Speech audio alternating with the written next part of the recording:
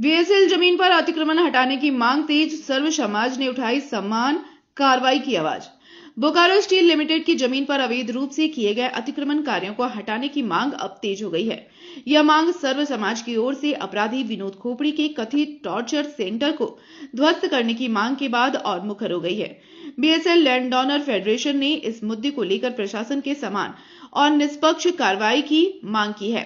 Federation के अध्यक्ष सहदेव शाह ने कहा कि बोकारो के डीसी और एसपी की पहल सराहनीय है और शहर में किसी भी अपराधी को बख्शा नहीं जाना चाहिए, लेकिन यदि कार्रवाई केवल एक व्यक्ति तक सीमित रही तो यह व्यक्ति विशेष और जातिगत राजनीति को बढ़ावा देने जैसा होगा। उन्होंने आरोप लगाया कि बोकारो स्टील की जमीन पर कई अन्य अपराधी भी अवैध कब्जा कर बैठे हैं, जिन पर भी समान कार्रवाई होनी चाहिए। विस्थापित नेत्री टीना सिंह ने कहा कि अपराध किसी भी सूरत में स्वीकार्य नहीं है, लेकिन इस मामले में जातिगत नजरिए से कार्रवाई होना चिंताजनक है।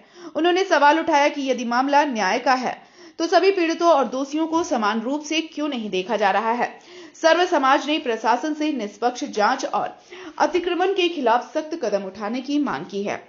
बोकारो में माननीय उपायुक्त और डीसी साहब और एसपी साहब ने जो कदम उठाया है कि अतिक्रमित और अपराधी के घर तोड़ने का, ये कदम स्वागत योग्य। हम लोग का कहना है विनोद खोपड़ी का घर टूटे लेकिन कोई अपराधी का घर छूटे नहीं, और जो लोग अतिक्रमण करके विरासत यहाँ फैलाए हुए हैं उनके घर को भी चिन्हित करके तोड़ा जाए, नहीं तो समझा जाएगा कि आप वर्ग विशेष के लिए काम कर रहे हैं और वर्ग विशेष को लाभ पहुंचाने का काम कर रहे हैं, जिसका हम लोग विरोध करते हैं। और मेरा कहना है कि आप करनी सेना के बैनर तले कर रहे थे, हमें कोई आपत्ति नहीं था। जयंत सिंह का हत्या हुआ है, नृशंस हत्या हुआ है, इसका दुख हमें भी है। और जो सर्व समाज का ये नाम लेते हैं उनके पास एक ही वर्ग के लोग हैं, सर्व समाज नहीं है।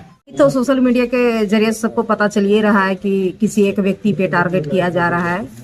तो जो अतिक्रमण पूरा बोकारो जिला जो करके रखे हैं बाहर से आए हुए, उन लोग को सारे को अतिक्रमण मुक्त करे। हम गरीबों का जमीन है, हम विस्थापित को जमीन है, हम लोग को वापस दिया जाए। हम लोग खेती बाड़ी करके खाएंगे। रह गई अभी कुछ दिन के पहले देखे हमारे बेरमो विधानसभा का विधायक जी, कुछ लोग चीते पे हाथ धर के कसम खाएं, वो अपने पापा के अपने बाबूजी के कसम खाएं। तो हम पूछना चाहते हैं विधायक जी से, सिर्फ उन्हीं के लिए कसम पर्सनली क्यों खाएं? पूरा बोकारो जिला में अपराध हो रही है, उन लोग के लिए क्यों नहीं कसम खाएं? उन लोग के इंसाफ के लिए कसम क्यों नहीं खाएं? क्यों नहीं आगे बढ़े? पर्सनल उनके लिए कसम क्यों खाएं?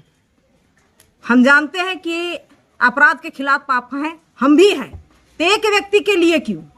पूरा बोकारो जिला के लिए क्यों नहीं खाएं?